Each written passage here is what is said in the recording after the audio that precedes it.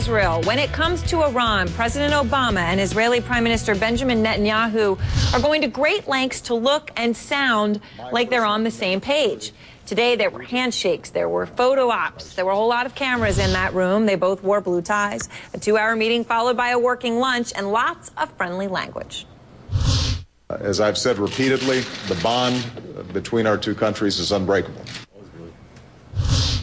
The Israeli Prime Minister echoed the sentiment, saying Iran viewed the United States and Israel as one and the same.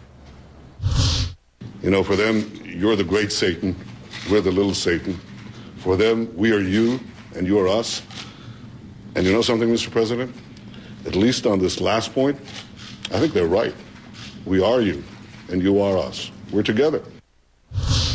But if you listen closely, it's not so cut and dry. There is reason to think the two countries may not be standing together so closely when it comes to Iran. Here's President Obama again. We do believe that there is still a window that allows for a diplomatic resolution to this issue. And here's the Prime Minister. Israel must have the ability always to defend itself by itself against any threat. And that when it comes to Israel's security, Israel has the right, the sovereign right to make its own decisions. Now, we spoke to several U.S. diplomats and senior military advisors today to try to read between the lines. Most agreed with Colonel Cedric Leighton, former member of the Joint Staff and former deputy director of the National Security Agency. He told us, quote, the talks in D.C. make a unilateral Israeli attack less likely in the next few months. But he stresses, quote, today's discussions bought us a little time, nothing more. The bottom line is neither Israel or the United States say they will accept a nuclear-armed Iran, but they don't agree on when to intervene militarily. The diplomatic détente coming as the International Atomic Energy Agency chose today, interesting timing, to repeat warnings about possible, quote, activities, including a containment chamber used for high explosive tests at Iran's Parchin military site. Inspectors have been denied access to the Parchin site in recent months. The head of the IAEA says the agency continues to have serious concerns regarding possible military dimensions to Iran's nuclear activities. With worries about Iran causing oil prices to rise, can President Obama keep Israel from military action? Will sanctions work? That really is perhaps the most crucial question that we are facing right now when it comes to Iran. Naftali Bennett is Benjamin Netanyahu's former chief of staff. Human Majed wrote an op-ed this weekend entitled Starving Iran Won't Free It. The Iranian-American journalist is also author of The Ayatollah Begs to Differ. And appreciate both of you being here. Thanks. And as we all noted smilingly coming into the segment, you are side by side. So let me start with you, though, Naftali. Obviously, this has been much reported on. Leon Panetta earlier telling a journalist, David Ignatius, that Israel could be prepared to strike Iran militarily this spring. Did this meeting change that timing? Well, I think the good news from this whole summit is that Obama made very clear that Iran is a mortal danger to America's national interest and to the entire world, and that he's now adopting the doctrine of prevention rather than accepting a nuclear Iran. The bad news is that words said in Washington don't stop the installation of centrifuges in Natanz. As these talks are going on, Chief Inspector Amano of the UN reported that Iran has tripled the pace of production of 20% grade uranium, that they're moving the installations underground, and pretty shortly the window of opportunity to take out these nuclear facilities is going to be closed for Israel. And I think that's the crux of the problem. Within how big that window is. That seems to, in your view. And I think it's important to emphasize there's going to be a certain period where Israel can no longer do the job, and then essentially Obama is telling Israel, you depend on us, trust us. But does it make sense for the Israeli nation to sort of outsource our very existence to Obama? That's a very tough request to ask. I don't think we can accept it. I'm going to ask you more about timing in a moment. Sure. But Human, let me ask you a fundamental question here about the sanctions. Obviously, President Obama is relying on them, and he has put crippling sanctions. He's gotten Europe on board, not countries yet like China. But you are very skeptical as to what those sanctions might achieve. Absolutely. I mean, I don't know that sanctions are going to achieve anything. If the sanctions have the goal to change the regime's behavior, Iran's behavior, that's not going to happen. No Iranian inside Iran believes that sanctions are going to make Iran change or capitulate to American demands. Demands that they stop enrichment, demands that they stop their nuclear program, which they claim is for peaceful purposes. Peaceful purposes, yes. And if the sanctions have the side goal of changing the regime by forcing the people to suffer so much that they rise up and overthrow the regime, that's not going to happen either. So what is exactly the goal? We talk about diplomacy, but there really isn't any diplomacy. The fact is that there has been no diplomacy with Iran. There have only been sanctions. There have only been sticks and no carrots. Nothing has been offered to Iran. What carrot could President Obama offer?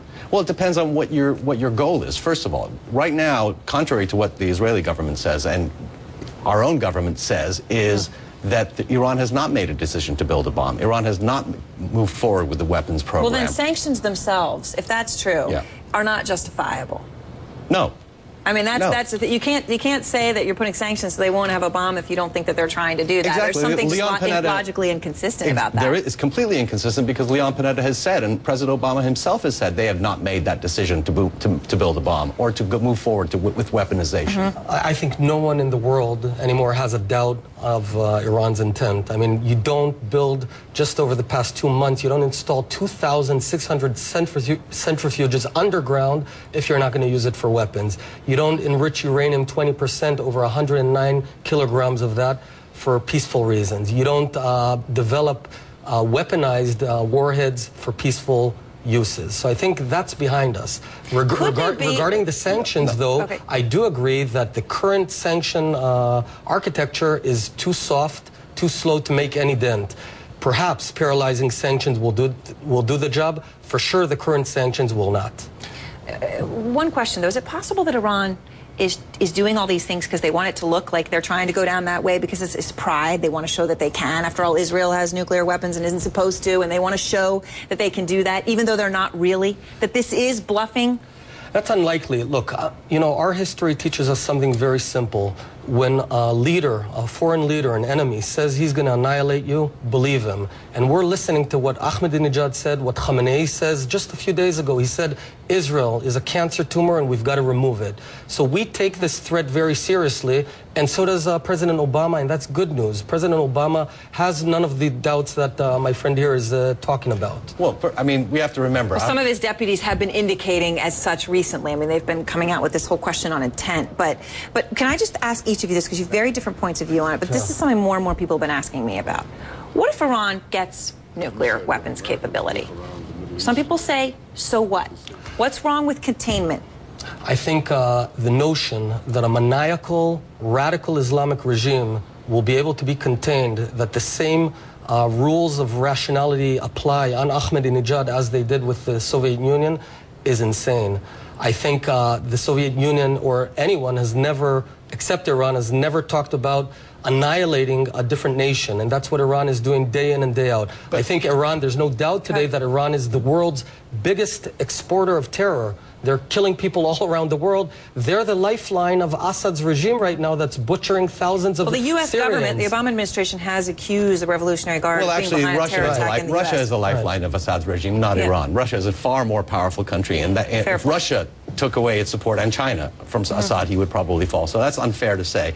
Also, Iran is, I mean, to talk about them as saying they want to wipe another country off the map, and if they want to annihilate Israel, that's not actually true. That they've never actually said they want to, or they are going to build a bomb and destroy Israel. That's just... Well, last week, I think one of their senior military officials said if Israel threatens them, they're going to wipe them off the map. Maybe I'll just remind ourselves, Ahmadinejad said Israel must be wiped off the map. He said Israel has reached the end like a dead rat. He doesn't use the word shout Israel. Of the Iranian nation is forever death to Israel. I've got 20 quotes of this maniacal, fanatic leader of Iran who's telling us, we're going to kill you, we're going to annihilate you. I take him seriously. But Final word to you, why would, if it goes in that direction, could containment be a policy that we should consider? Well, absolutely. I think it should be. If it goes in that direction, I think we still have a lot of time to get to the point to see if it goes there. If it even goes there to begin with. But if it were to happen, I don't think Iran is any more dangerous as a country. It's not going to protect the regime. Nuclear weapons aren't going to protect the regime.